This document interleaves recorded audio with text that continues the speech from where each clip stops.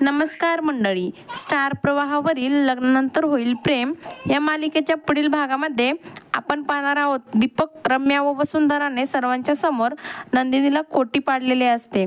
त्यानंतर रम्या ही काव्याला बोलते, घरामध्ये अशांतता पसरलेली आहे. आता तिने मागितलेली 24 तासाची वेळ देखील उलटून गेली आहे.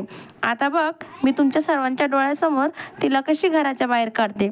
आणि तेव्हा सर्व हे चिंतेमध्ये पडलेले असतात. त्यानंतर आपण पाहतो नंदिनी ही बाबाला बोलण्याचा प्रयत्न करते. तेव्हा बाबा बोलतात, खबरदार, मला बाबा बोलशील तर आता मी तुझा बाबा नाही आणि तू माझी मुलगी नाहीस. यापुढे माझे आणि तुझे काहीच नाते नाही असे बोलून बाबा हे रागाने तिथून निघून जातात. आणि काव्या व नंदिनीला अतिशय वाईट वाटते. त्यानंतर आपण पाहतो काव्या ही पार्थला बोलते, आतापर्यंत माझी ताई ही सर्वांना न्याय मिळवून देण्यासाठी प्रयत्न करत होती, परंतु आज तिला सर्वांनी खोटे पाडले आहे. परंतु मी असे होऊ देणार नाही. मी ताईची सत्य बाजू काय आहे हे समजून घेणार आहे. आणि त्यानंतर आपण पाहतो नंदिनी ही विचार करत असते, विरोधामध्ये वसुआत्याने एवढे पुरावे कुठून आणले एवढ्या कमी वेळेमध्ये. त्यावेळेस दरवाजातून आवाज येतो, मी सांगते कसे आणले.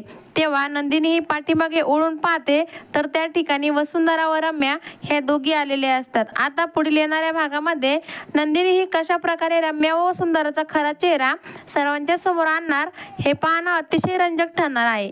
लग्नानंतर होईल प्रेम या मालिकेच्या सर्व अपडेट्स पाहण्यासाठी आपल्या चॅनलला सबस्क्राईब करा आणि व्हिडिओ आवडला असेल तर लाईक आणि शेअर करायला विसरू नका. धन्यवाद.